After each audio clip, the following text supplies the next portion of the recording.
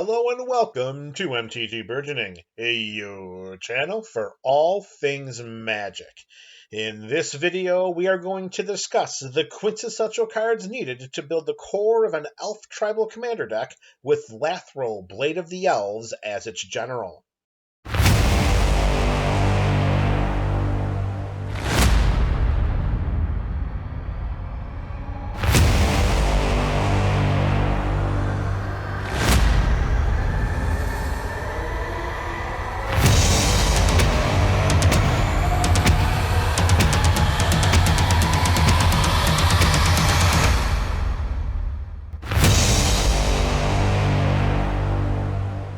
Since her release as the front-facing commander option from the Elven Empire pre-constructed EDH deck from Kaldheim, Lathril, Blade of the Elves, has become the go-to commander option for any player wishing to brew an Elf tribal deck in EDH.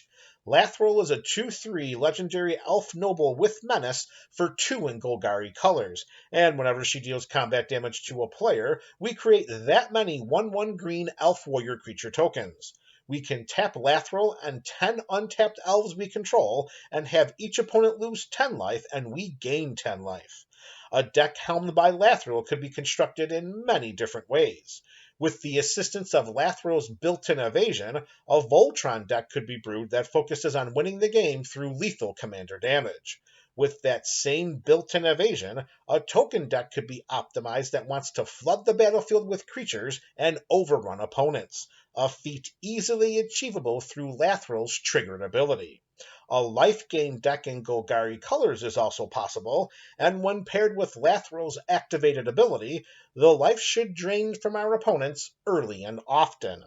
For the purposes of constructing the core of this build, we are going to brew a classic Elf tribal deck while also including a small untap theme that focuses on utilizing Lathril's potent life drain ability. We begin this venture with some Mana Elves. Llanowar Elves, Fyndhorn Elves, and Elvish Mystic are identical creatures with different names. Each is a 1/1 Elf Druid for 1 green mana that can tap and add 1 green mana to our mana pool. Llanowar Tribe is a 3/3 for triple the cost of our aforementioned Mana Elves, but taps to provide triple the green mana. Canopy Tactician is an Elf Lord and taps to add 3 green mana as well.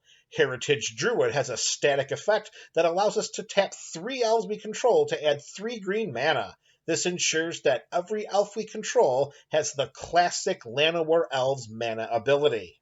Priest of Titania taps to add a green mana for each elf on the battlefield, and while it's not a creature, Elvish Guidance is an aura that gives Enchanted Land the ability to act as Priest of Titania 2.0.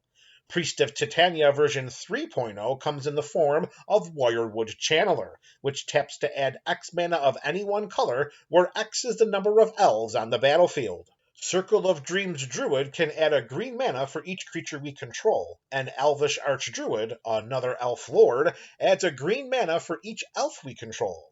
Marwyn the Nurturer gets a +1/+1 counter whenever another elf enters the battlefield under our control, and she can tap and add green mana equal to her power. The core of this build has featured some elf lords already, but we're going to add more for the purposes of boosting our elves' power and toughness. Imperious Perfect fits this mold, and also creates 1/1 green Elf Warrior creature tokens. Leaf-Crowned Visionary also provides this anthem effect, in addition to providing a card draw outlet. As there should be no shortage of green mana in this build, drawing cards through Leaf-Crowned Visionary's ability should happen early and often. Dwynen, Gilt-Leaf Dian, is another elf lord with the potential to gain life, while Elvish Champion checks the lord box as well, but also provides our elves evasion in the form of Forest Walk. Through Joraga Warcaller's multi-kicker ability, we can pay 1 and a green mana as many times as possible when we cast him. Joraga enters the battlefield with that many +1/+1 counters, and then gives other elf creatures we control +1/+1 for each +1/+1 counter on him, a powerful anthem effect that can be considered a win condition in this build. Speaking of win conditions, although it's not a creature, Door of Destinies provides a growing lord-like effect for our army of elves. After naming Elves when it enters the battlefield, we put a charge counter on this artifact each time we cast an Elf spell, and each Elf we control gets +1/+1 for each charge counter on it. Let's continue to grow and enhance our army of Elves. Lisa Lana, Huntmaster, creates a 1/1 green Elf Warrior creature token whenever we cast an Elf spell. Its modest activated ability aside, Elvish Warmaster creates a 1/1 green Elf Warrior creature token whenever one or more other elves enter the battlefield under our control. This ability only triggers once each turn. At the beginning of each player's upkeep, Wolverine Riders creates a 1/1 green Elf Warrior creature token. As an additional bonus, whenever another elf enters the battlefield under our control, we gain life equal to its toughness. With the high number of anthem effects present in the core of this build already, this life gain ability can get out of hand very quickly. Elvish Promenade creates a 1/1 green Elf Warrior creature token for each elf we control, while Elven Ambush does the same thing at instant speed. Prowess of the Fair rewards us with life after death. This enchantment creates a 1/1 green Elf Warrior creature token whenever another non-token elf we control dies. With a bevy of token and non-token elf creatures on our side of the battlefield ready and prepared for combat, it's time to include a few utility elves to ensure that the path to victory is smoother than the other side of the pillow. When Reclamation Sage enters the battlefield, we may destroy target artifact or enchantment. For the cost of 1 life, Skemfire Avenger rewards us with a card whenever a non-token elf we control dies. This loss of life can be mitigated easily with Well-Wisher, which taps to gain us life equal to the number of elves on the battlefield. Realmwalker is considered an elf through its Changeling ability and allows us to cast elf creature spells from the top of our library. With a swath of elf creatures and seemingly unending mana resources, Realmwalker's presence in this build could be considered a win condition. Allosaurus Shepherd protects our green spells from counter magic and provides a temporary base increase in power and toughness through its activated ability. Arbor Elf can untap target forest, which could provide great dividends for us if that forest is enchanted by the aforementioned Elvish Guidance. Lathril's powerful activated ability can be game-ending. Let's make this potential game-ending ability even more threatening by including some cards to take greater advantage of this built-in win condition. Whenever Copperhorn Scout attacks, we untap each other creature we control. For a one-and-done effect, we can cast either Vitalize or Mobilize. In each of these scenarios, as long as we have our general and at least 10 other elves on our side of the battlefield, we can activate Lathril's Drain Life ability twice in the same turn, and maybe more. For some repeatable untap effects, although Seedborn Muse is not an elf, it allows us to untap all of our permanents during each other player's untap step. Once Quest for Renewal has 4 or more quest counters on it, we can untap all creatures we control during each other player's untap step. With either of these cards on our side of the battlefield and online, we can drain our opponents for 10 life during each player's turn. Math dictates that the game should end soon after. We have discussed some peripheral card draw effects already, but we're going to add more because we want to keep the cards flowing into our hand. It's a good thing that we can gain a lot of life, because casting Pact of the Serpent will cost us X life, where X is the number of elves we control, but the benefit of drawing X cards outweighs this risk. Since we'll be casting so many creature spells, let's take advantage of this eventuality by including Beast Whisperer. Although he's not an elf, he does put a card into our hand whenever we cast a creature spell. And as long as we're casting elf creature spells, Vanquisher's Banner draws us a card each time we do so. As a bonus, we get another anthem effect for our elves. Return of the Wild Speaker either draws us cards or gives non-human creatures we control +3/+3 until end of turn. Both of these modes are very relevant in this type of build. Shamanic Revelation draws us a card for each creature we control without any restrictions, and we also gain 4 life for each creature we control with power 4 or greater. With the size of our elven army and the number of power boosts available, we could gain a lot of life. Tyvar Kel's emblem will put 2 cards into our hand for each elf spell we cast, in addition to providing mana acceleration, protection, and token creation. Freyalise's -6 Planeswalker ability draws us a card for each green creature we control, in addition to providing token creation and artifact and enchantment removal. With enough resources available, casting a timely glimpse of nature could be devastating for our opponents, particularly with any of the aforementioned peripheral card draw effects on our side of the battlefield. Let's speed up the process of reducing our opponent's life totals to 0 by including more life drain effects. When Skemfar Shadow Sage enters the battlefield, either each opponent loses X life or we gain X life, where X is the number of elves we control. For a more targeted effect, when Shaman of the Pack enters the battlefield, target opponent loses life equal to the number of elves we control. Whenever an elf creature we control dies, Elderfang Venom will make each opponent lose 1 life and we gain 1 life. As a bonus, this enchantment gives attacking elves we control Death Touch until end of turn. Whenever another creature dies, Poison Tip Archer forces each opponent to lose 1 life. It drains this life whenever any other creature dies, not just ours. Throne of the God Pharaoh forces each opponent to lose life equal to the number of tapped creatures we control at the beginning of our end step. When paired with an activation of Lathril's life drain ability, each opponent will lose a minimum of 21 life when Throne of the God Pharaoh's ability triggers.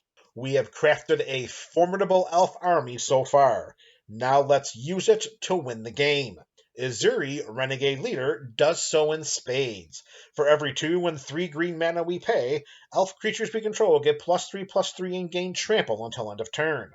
If this seems insufficient, then we can turn to the gold standard of closing out games through green-centric combat and cast Craterhoof Behemoth. For a less impactful but more affordable option, Endraze Forerunners gives other creatures we control +2/+2, vigilance, and trample until end of turn when it enters the battlefield. Any of these game-ending options can be put onto the battlefield at instant speed with Chord of Calling. With the amount of mana that can be generated in this build, in addition to its Convoke ability, paying X for Chord of Calling should be as easy as Sunday morning. Natural Order is slower and requires the additional cost of sacrificing a green creature, but it puts a creature directly into play from our library. Of course, there's also the Showstopper. Finale of Devastation allows us to search our library or graveyard for a creature card with mana value X or less and put it onto the battlefield. As a bonus, if X is 10 or more, then creatures we control get +X/+X until end of turn. Game over. As an additional win condition option, it is unnecessary to run over our opponents with a troop of elves. Instead, we could cast Triumph of the Hordes and win the game through poison counters. It may be necessary to find new opponents afterwards, however. Let's close out this video by including some cards that help enhance and synergize the elf-centric theme of this build. Steely Resolve protects our army by giving all elf creatures Shroud. Eldrazi Monument forces us to sacrifice a creature at the beginning of our upkeep, which is by no means a hardship for us. Our reward is giving creatures we control +1/+1 flying and indestructible, buffing, evasion, and protection at the cost of 1 creature each turn. We'll take that every day of the week and twice during Friday Night Magic. For instant speed protection, Heroic Intervention gives permanents we control hexproof and indestructible until end of turn. A well-timed Kindred Summons could be game-ending, as it essentially doubles the number of elves on our side of the battlefield. With the amount of mana we can generate in this deck, Genesis Wave could be backbreaking, especially if we put onto the battlefield 1 or more of our aforementioned game-ending creatures. If we choose to cast it for its Foretell cost, then Haunting Voyage returns all elf creatures from our graveyard to the battlefield. Since we are building an elf tribal deck, we would be remiss without mentioning Gaia's Cradle. Wirewood Lodge is another big-time mana-producing resource, but does so by untapping one of our big-time mana-producing elves highlighted earlier in this video. Yavimaya, Cradle of Growth, makes each land a forest in addition to its other types, which could spell certain doom if our opponents are staring down a forest-walking elven army. Of course, each of these lands can be put onto the battlefield at instant speed by casting Crop Rotation. Although the aforementioned Gaia's Cradle is not an option for everyone, Growing Rights of Itlimoc might be. When this enchantment enters the battlefield, we look at the top 4 cards of our library. We may reveal a creature card from among them and put it into our hand, which we will. At the beginning of our end step, if we control 4 or more creatures, which we will, then we transform Growing Rights of Itlimoc into Itlimoc Cradle of the Sun, which, for all intents and purposes, is a better version of Gaia's Cradle. Itlimoc taps for a green mana, or taps to add a green mana for each creature we control. We can jam all of this mana into another potentially game-winning spell by casting Torment of Hailfire, which we will. This video provided a blueprint for building the core of an Elf Tribal Commander deck around Lathril, Blade of the Elves as its general. Removal spells, disruption, ramp, and the land base can vary from build to build, and also are dependent on metagame preferences and availability. The cards discussed during this video are suggested options for crafting an elf-specific build, as well as taking advantage of Lathril's activated ability.